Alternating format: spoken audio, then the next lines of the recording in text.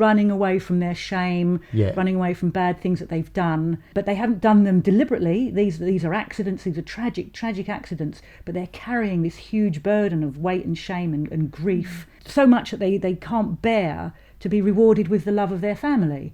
So they run away from that to punish themselves.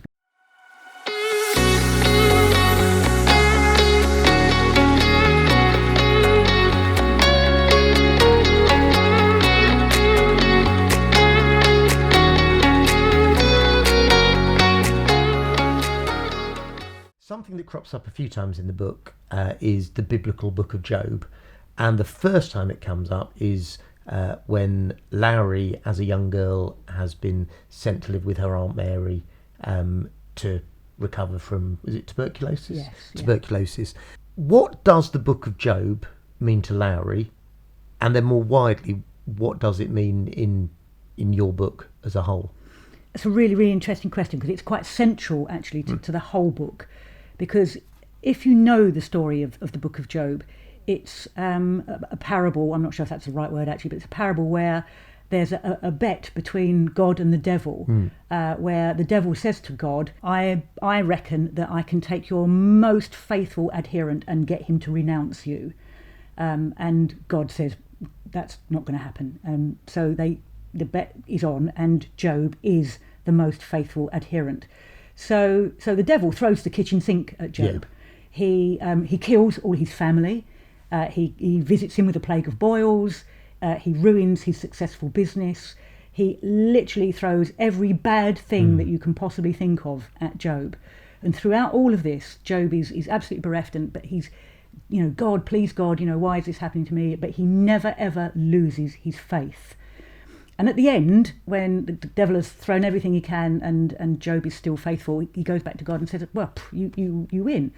And so God then rewards Job with a new family, and he becomes a very successful merchant, and there's great wealth and great riches. So he is rewarded for his faith. But at the centre of this is the big question, the big theological or philosophical question of, why do bad things happen to good people? And you can make that theological by if there really is a God, why do bad things happen to good people? And that question fascinates me. And it drives the entire narrative of Under the Hickory Tree. And so Job does reappear at various points through the book, and it also crops up at the very, very end. And the story of Job is Lowry is the personification of Job.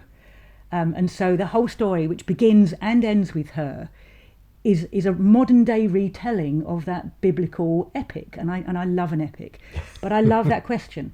And when I was doing my research, I sort of thought, what do the philosophers and what do the religious people say about that question? And there's all sorts of arguments out there, but nobody can answer it. It's an unanswerable question. Why do bad things happen to good people? But what I explore further is, well, when those bad things do happen to good people, what is important? Is it the fact that that's happened, or is it how you react to that? And each of the characters in the book where bad things happen, they have a different response. And one of the characters runs away. Bad things happen, and he runs away. There's a lot of running away in the book. There is a lot of people running away from their shame, running away from bad things that they've done. But they haven't done them deliberately. These are accidents, these are tragic accidents, but they're carrying this huge burden of weight and shame and grief, and so much that they can't bear to be rewarded with the love of their family. So they run away from that to punish themselves, because they feel that they deserve that punishment. So people run away, and that's their sort of response. But in the book, there are characters who don't. There's the resilient women who stay behind and continue with their belief. They believe in their family. They hold things together, and it's these strong, resilient women at the centre of the book that I find really fascinating. When I've asked other readers, who are your favourite characters in the book, time and time again, it's the strong, resilient women that are holding their families together, the people who stay behind when the going gets tough.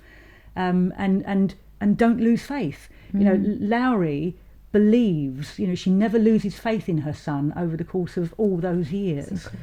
And that's quite touching, actually. Right.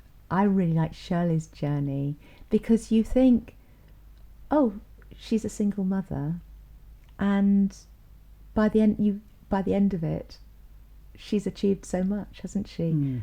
As she says, trying not to give any spoilers out. Shirley is my favourite character. I love Shirley. And if anything, although I'm a police officer and there's police officers in the book, if anything, there's probably more of me in Shirley than there is in any of the other characters.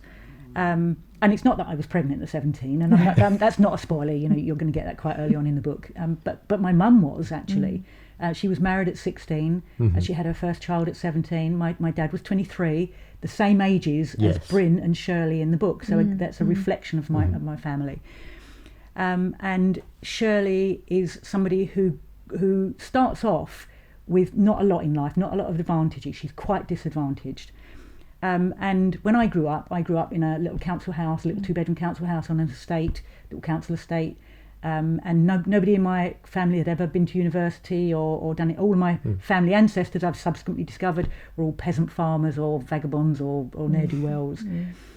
So I don't come from very successful stock. So Shirley's humble origins, really resonate with me. But it was really important for me that Shirley, through her own drive and efforts, improves her situation. She goes away and she learns to type. She does the typing course, and then she gets the job with the GP and gets involved in setting up clinics for women and children, and then goes into nursing and gets qualifications, and her mother-in-law's looking after the children, and she's striving to improve herself all along. And by the end of the story, she's a very successful woman. I'm not going to give too many spoilers away, but she's a successful person, and has got there through her own efforts and her drive and determination. And actually, when I retired from the policing, I was a superintendent. Now, I never went to university. I never got any good qualification. My parents' marriage broke down when I was 17, so I didn't get the chance to stay on at school and do do A levels. And I've always been sort of conscious of the fact that I could have or perhaps should have gone to university, but never had that chance. So I've always had a bit of an inferiority complex about that, actually. And so being successful in the police was really important to me, and to actually kind of justify what I thought I could have achieved had I been able to complete my education. And so with Shirley, I've got her sort of forging ahead with no education and becoming a successful person. So really, Shirley is the sort of embodiment of my journey. How did you go about creating such an intricate lot of storylines? I'm a pantser. Any writers watching will know what we mean. But for the a pantser in literary circles is somebody who writes by the seat of their pants. You get planners, people who plan their plots to the nth degree and know exactly where they're going, and every little twist is already laid out before they even start on chapter 1. I mean, I didn't even start on chapter 1. My first chapter was chapter 35. And I started going backwards and forwards from there. And this book really evolved. It was ever so organic. And the research that I was talking about earlier, going off and reading up on virtually everything that interested me, one thing led to another.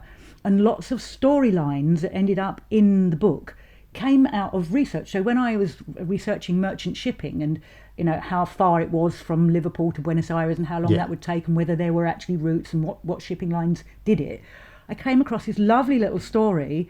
And the Buenos Aires Star actually did collide with another freighter in the Rio de la Plata. That story is true. And so I thought, oh, great, I'll pop that straight into the storyline. And then wove a really useful, convincing story where my hero saves somebody's life. And that puts him back on the path towards proving to himself that he's still a good man. Now, I couldn't have invented that plot, 2 ships colliding, but it was real, it was true, it came out of my research. And so virtually every strand that I researched revealed a new line that inspired me and enabled me to create. So I literally wrote the majority of it by the seat of my pants. That said, I had a start, a beginning, a middle and an end. And as long as you've got a beginning and a middle and an end, you can fill that in and you know where you're going. I always knew just how I wanted the end to be. And I think one of the things I really enjoyed about the book was you get all these plates spinning, and every now and again one of the plates that we've not heard from for chapter after chapter after chapter suddenly comes back into play, and you'd forgotten about it, but it comes in and impacts on the narrative. And I thought the mastery of how you did that and shuffled between all those different things was one of the things I really enjoyed about the book. I really appreciate that, actually, because I put a lot of work into that, because I shuffled those things around endlessly, trying to make sure that everything was in the right place. And lots of chapters have ended up in completely different places to where they were originally. Because when I write, I don't write effortlessly and flowingly. I write kind of what's pouring out of my head at that time. And then I think, right, well, where's that going to go? And you almost want to get bits. What piece of advice I would give to people, to novice authors like me who've never written a book before, know nothing about publishing or writing, and that is engage some expert help. And once I'd actually got my first manuscript completed, I did a really sensible thing, and it probably came as a result of going to the Bournemouth Writing Festival, actually, probably a bit of advice from there, and that is I sent my manuscript away for a manuscript assessment. And it was money really well spent, because your editor, for want of a better word title, they won't tell you what to write, but they will tell you the bits that don't stack up, or why is this bit here? And why doesn't that relate to that? And this bit really isn't convincing. And with that steer, because obviously being a complete novice, I don't have the mastery of those skills. But I learnt so much from that person's advice, probably more than I did on the writing courses, actually. Up until I'd sent it away, I didn't even know about head hopping and sort of accurate, adhering to points of view and stuff. When you're in third person point of view, you can only really know what's going on in one person's head at any one time. You can change that within scenes by having a point of view break, but I didn't know any of this technical stuff. So sending this away and getting some expert advice is something I would say would be my number one top tip for anybody out there writing now. Absolutely worth its weight in gold. Brilliant. You said that Shirley was your favourite character. I was going to ask, out of all the vast cast of characters you got, who was your favourite to write? Let's flip that. Were there any characters that were more of a struggle for you to get them down on the page and capture them? Yeah, the character that least resonated with me, so therefore was a bit more of a struggle, was Rhys, one of the Welsh twins. The one who joins Greenpeace. Yeah. And he's the one who's the family black sheep. There's probably least of my personal experiences in him. So he was a character that I had to really generate from nothing. Right. Whereas with Hugh, the brother, obviously he was a police officer, I could really go to town on that. But I didn't have a great deal in common with it. Rhys is the one guy who goes to university, and he goes off and becomes a marine biologist. And so those are all things that are completely outside of my... Probably things I wished I could have done and would have loved to have done, but as I've said, I didn't get that opportunity. So perhaps Rhys was my aspirational character. I like Rhys, I have to say. He's a good guy. And he's got his weaknesses, and as do virtually all of the characters, actually. They've all got their Achilles heels. And that was also important to me, that there's nobody, well, apart from Lowry, who's just a saint. They're all quite human. I hope they're human, and they've got their foibles. But yeah, Rhys was the one that didn't flow as well as the others. But I did like Scaff, actually. Scaff's a bit of a favourite of mine, because I like his kind of Cockney swagger. And I like to chuck a bit of Cockney and have him in a London police officer all these years. I liked Scaff. So what's next? Is there another book in the offing? So I actually have plotted out, as a result of the work I did on that course, 2 further novels. Excellent. Which is great. So I've got 2 in my back pocket. And are they sweeping family sagas in the same vein? One of them, the one that I was planning to do as book 2, is a very sweeping family saga, and is very personal because it draws directly upon one of my ancestry family secrets. And the other one was more of an action one with an anti-hero, quite different. The heroine is Icelandic, and so that's sort of a little bit, it's not quite so family saga. But I've had a lot of feedback from this book, and I've been asked at least half a dozen times, is there going to be a spin-off about the real Griff Morgan? Oh. What did he do? What happened to his life? Where did he go? Who did he live with? How did he become who he became? Because I've got characters here that people have enjoyed, people have engaged with, and some of the feedback I've had is, I feel a bit bereft now. I've got to the end of the book, I'm going to miss my characters. It actually gives me an opportunity to build on something that I've already created, and use those characters again, some of them, Yes. to sort of weave into a new spin-off plot about who is the real Griff Morgan. So I've been percolating, Yes. and having some thoughts about how I would do that. But he's a very, very different guy Yes. to Bryn Evans and the Bryn Evans family. The real Griff Morgan is a bad guy. Now this is another one of those philosophical questions. Nature or nurture? Are people dangerous and bad because of the way they were nurtured, or is it Were they in their born? nature? Yes. And that's a really... I like to have a philosophical question Yeah. at the centre of what I'm writing. And I think that's going to be the driving force, that question around the real Griff Morgan. How did he get to be the man he was? And I think the challenge with that is he's not a very sympathetic character in what we see of him. No. How to make that take the reader with you. That's the challenge. Yeah. But when you've got one book under your belt, you can convince yourself, it was just a lucky fluke. You know, can I do it again? And of course, the second book is always the challenge, isn't it? You've got to follow up on that first one, and everyone's got these expectations that they never had before. And I like sort of dual timeline. I mean, Life After Life is a great Yes. example. And I'm not skilled enough yet in my craft to cope or to manage things like that very successfully.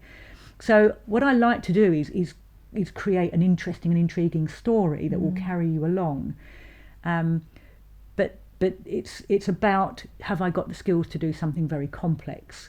And I think I can manage. I think I can manage a sort of an anti-hero. I quite like the concept of an anti-hero. It's interesting that you talk about not having the skills to do something quite complex, because I would have said that Under the Hickory Tree is one of the most complex books I've read for a long time. I don't think it's very technically complex, is it? You keep a lot of plates spinning, and you stay in control of a lot of plates. I suppose there is that element to it, but I didn't really think about that because it was all so real in my mind. You know, I found that it was all just there, and I had to just get it down on the page in the right order, because the imagination had been sparked. And once you've created the characters and they start to come to life, they almost take the story away from you, and you're following what they're doing, and they it all sounds a bit pretentious actually. No, we understand. So how quickly did it take on a life of its own then? Pretty quickly, yeah.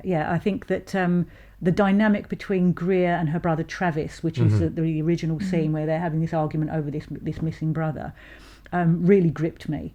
And once I started drilling into what would Greer's backstory be to have got them to this place, and I then started creating the characters of Bryn and of Gwenna, they really sort of poured onto the page because I'd all of the research that I actually wrote an entire backstory for Gwenna, as much of a backstory for her as I did for Bryn.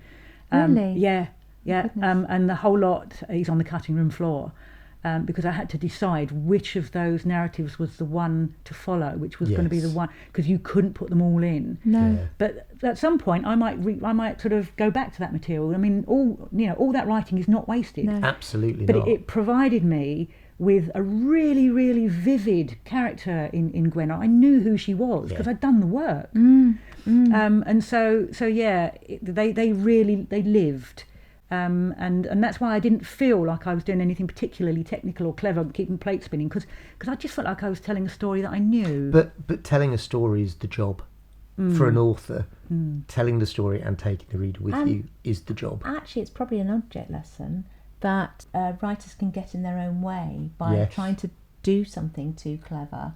Yeah. Whereas if you just go with keep it your simple. imagination, Yeah. Jo, it has been wonderful having you on.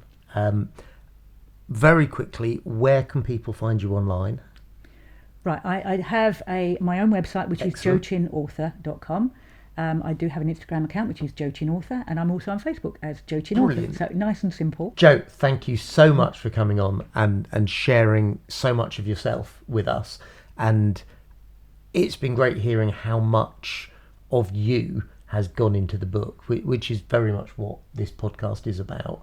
It's worth saying again, if people are looking for, I was going to say looking for a family saga, if they're looking for a great read, Under the Hickory Tree is well worth your time. Thank you for saying that, really kind words, but I'd like to reciprocate. Thank you for bringing this all together and for inviting me along. The ability to sit and talk with perceptive readers who've really taken the time and the trouble to read and understand the craft that has gone into the book. And I think that authors all over the place will be queuing up to come and sit on your couch and to be able to talk in this way about their favourite subject with people who really do appreciate everything that's gone into it. So thank you so much for making this happen. Thank you, and you're very welcome.